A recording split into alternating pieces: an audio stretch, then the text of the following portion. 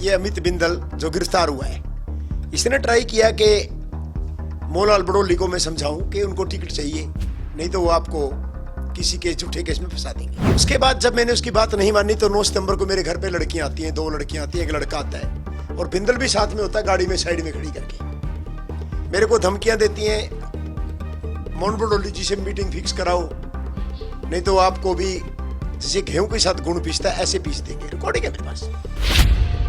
मैं बार बार कह रहा था, हर चैनल पे कह रहा था कि ये जो लेडीज बन के घूम रही है, जगह जगह प्रदर्शन कर रही है, ये अमित बिंदल की वाइफ है। और ये कहता था कि नहीं तो मेरी तो महिला मित्र है।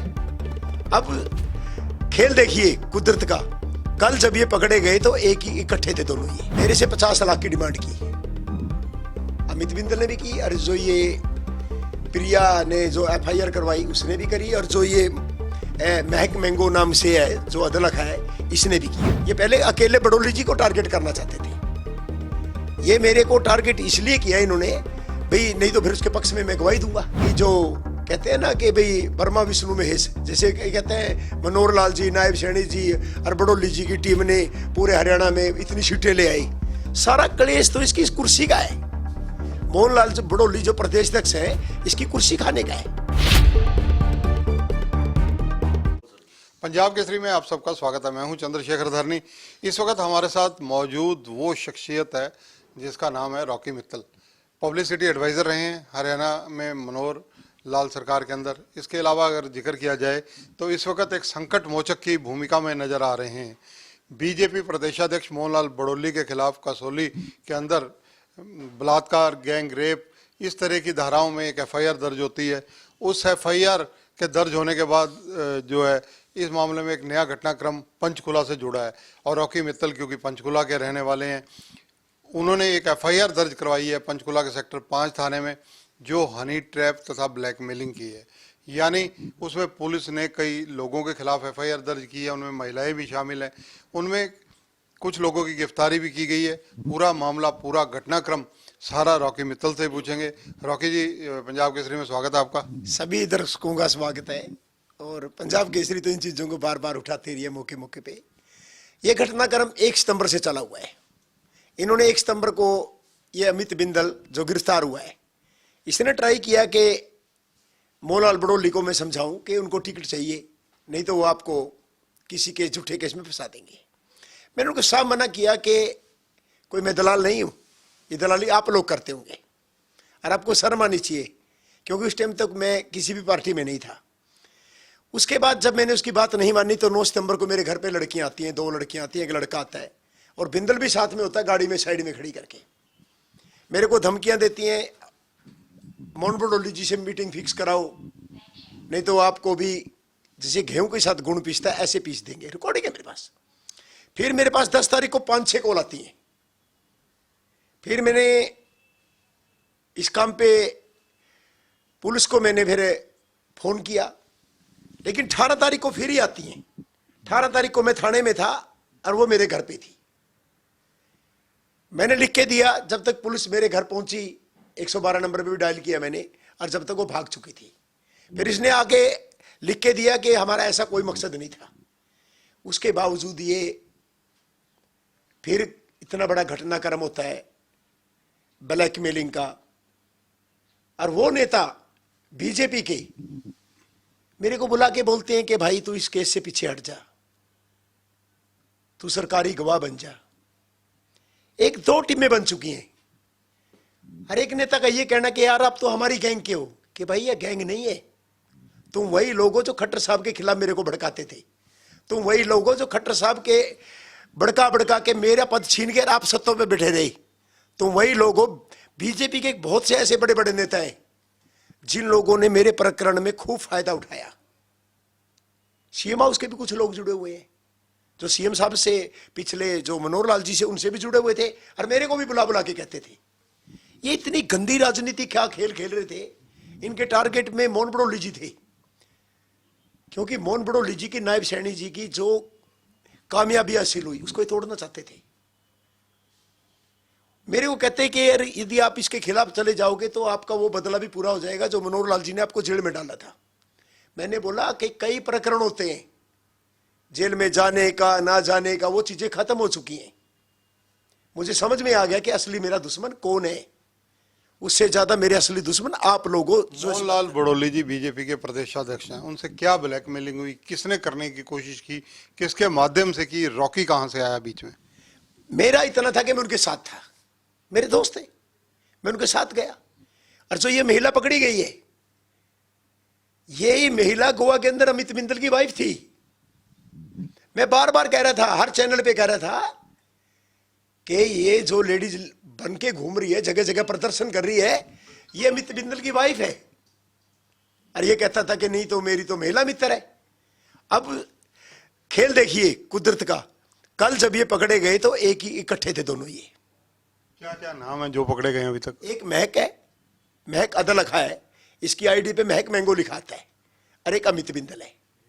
और अभी काफी लोग फरार हैं जिनको पुलिस तलाश कर रही है। इसमें अभी देखते जाना, बड़े बड़े मगरमच्छों का नाम भी आएगा। मेरा सीधा सवाल वही है जो जहां से शुरू हुआ था, मोहनलाल बड़ोली जैसे कद्दावर नेता के साथ ब्लैकमेलिंग क्या हुई, क्या करने की कोशिश की गई, क्या पैसे की डिमांड की गई, या किस तरह से ब्लैकमेलिंग हुई? मेरे से 50 लाख की डिमांड की, अमित बिंदल ने भी की, और जो ये प्रिया ने जो FIR करवाई उसने भी करी, और जो ये महक मैंगो नाम से है जो अदलख है, इसने भी की।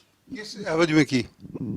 भाई ये तो आप उसके खिलाफ गवाही दे दो और आप 50 लाख रुपए दे दो, आप इसको केस से दूर कर देंगे। वही किस मामले में? भाई बड़ोली के ऊपर जो आरोप लगाए थे ना, ये पहले अकेले बड़ोली जी को टारगेट करना चाहते थे। ये मेरे को टारगेट इसलिए किया इन्होंने, भाई नहीं तो फिर उसके पक्ष में मैं गवाही दूंगा। इससे पहले कि मैं गवाही दूं, फिर इनको ये नहीं पता था कि हम 2 लोग नहीं 4 लोग थे। ये वहां पे आगे फंस गए, इनको ये नहीं पता था कि हम 2 नहीं 4 लोग हैं। अरे लोगों की चाल साजी देखिए, पहले दोस्त बनते हैं, दोस्त बनने के बाद ये पता करते हैं ये कहां कहां जाते हैं, फिर उसी लोकेशन में पहुंच जाते हैं ताकि लोकेशन मिल जाए 30 मीटर के दायरे में। फिर ये ब्लैकमेलिंग का धंधा करते हैं, और ये इन लोगों ने पहले बहुत लोगों को ठगा है। इस बात की मेरे पास सबूत है। FIR जो आपकी एप्लीकेशन पे दर्ज हुई, क्या ग्राउंड है उसमें, क्या कंटेंट है?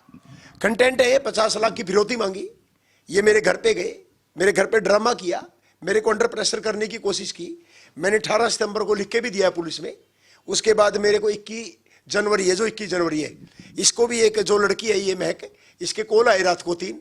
एक 22 तारीख को सुबह कॉल आया। जब मैंने इससे पूछा कि कौन बोल रहे हो, ये बोलती है आपकी शुभ चिंतक बोल रही हूँ, आप चाहो तो मोहन बड़ोली को और आपको मैं आजाद करवा सकती हूँ।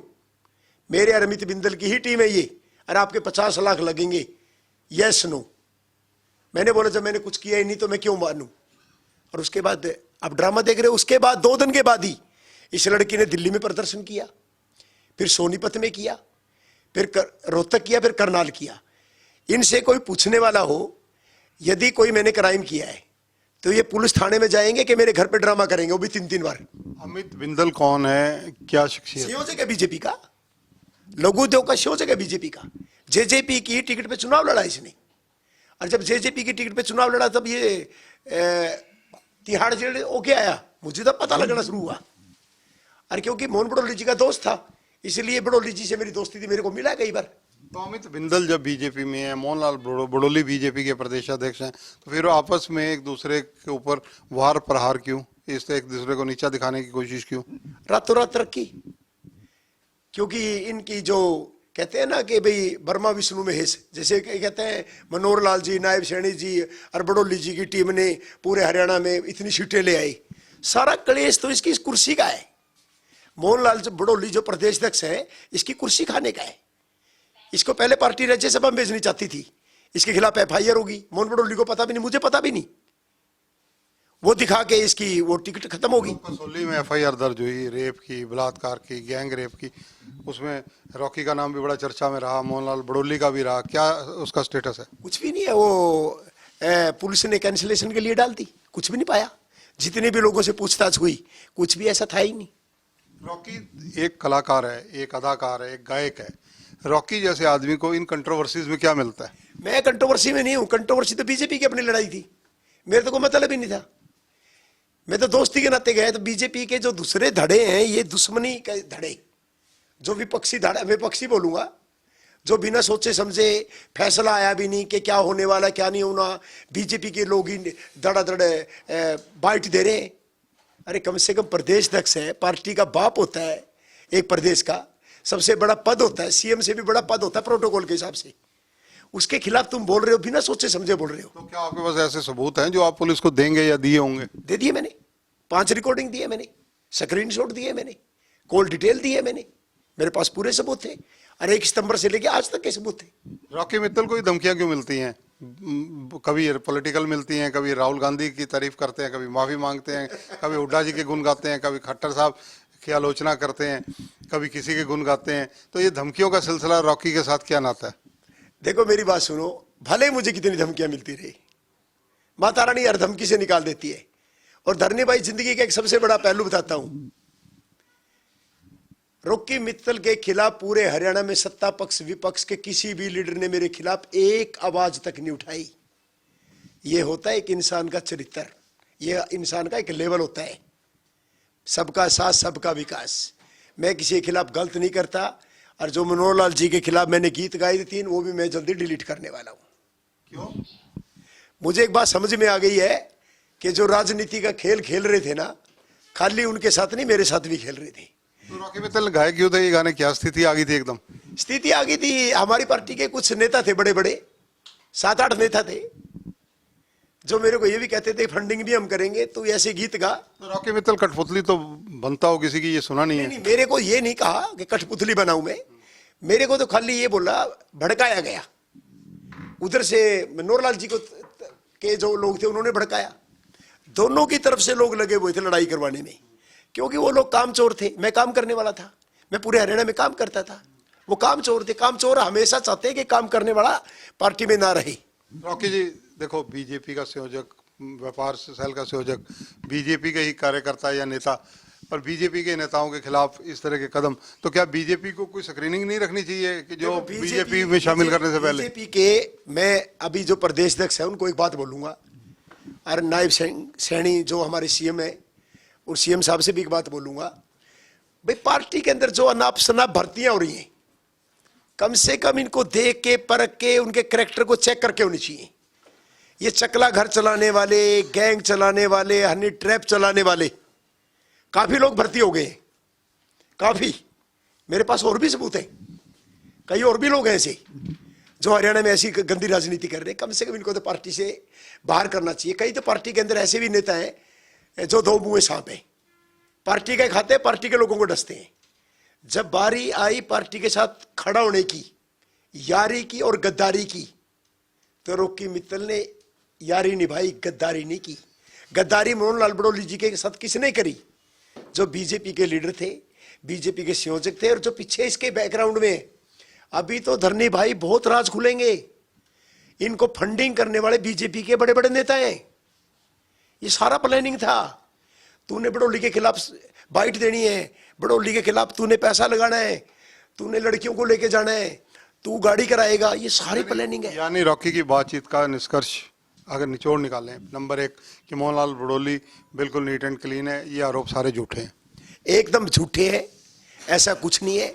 सिर्फ उसका पद खाने के लिए, उसको बर्खास्त करने के लिए और दोबारा प्रदेश अध्यक्ष ना बने, इसके लिए ऐसा षड्यंत्र किया गया, ताकि जो ये तिगड़ी बनी है कामयाब, इसको तोड़ा जाए। और ये इसको मुझे हिस्सा बनाना चाहते थे। इन्होंने मेरे को भी समझाया कि आप पे बदला लेने का मौका आ गया, बीजेपी से बदला लीजिए। मैंने बोला मेरी बीजेपी से कोई लड़ाई नहीं है, किसी व्यक्ति से कोई लड़ाई नहीं है, और जो पुरानी लड़ाई थी वो भी मैंने खत्म कर दी है। तुम्हारी बातों में आने वाला अब रॉकी मित्तल नहीं है। रॉकी मित्तल जब अब सुरक्षा कवच पूर्णतया बनता नजर आ रहा है दुनिया को कि एक FIR दर्ज करवा दी उसने, तो इस सुरक्षा कवच बनने का लाभ क्या लगता है? बड़ौली जी को क्लीन चिट मिल गई। मैं ना तो बीजेपी के साथ खड़ा, न मैं मोहनलाल बड़ौली जी के साथ खड़ा, न मैं अपने आप के साथ खड़ा। मैं सिर्फ सच्चाई के साथ खड़ा हूं, सच के साथ खड़ा हूं।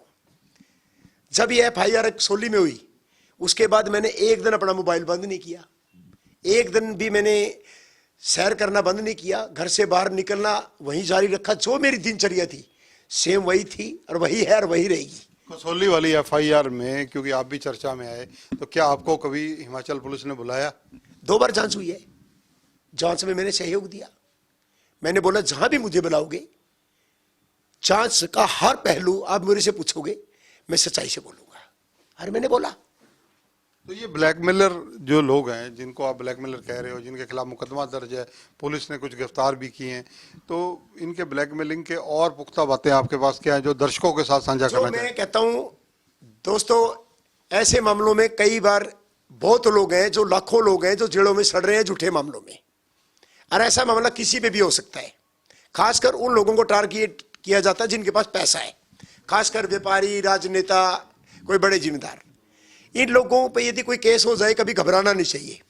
यदि आप सच्चे हैं तो आप पहले अपने घर वालों को बताएं, फिर जो भी आपका आसपास का वकील साथी है उसको बताएं, और जो आपका भरोसेमंद मीडिया कर्मी है उसको बताएं सारी सच्चाई, और सच्चाई से रोड पे आगे लड़ें। मैं गारंटी कहता हूं जीत हमेशा सच की होती है। धन्यवाद। तो ये है रॉकी मित्तल। देखिए, बेबाक अंदाज, वही स्टाइल, गायक हैं, भले ही गाने भी गाते हैं, लेकिन इसके अलावा इनका एक स्टैंड बड़ा क्लियर कि जो लोग ब्लैकमेलर हैं वो किसी राजनीतिक दल में हो, उन्हें उस राजनीतिक दल में रहने का कोई अधिकार नहीं है।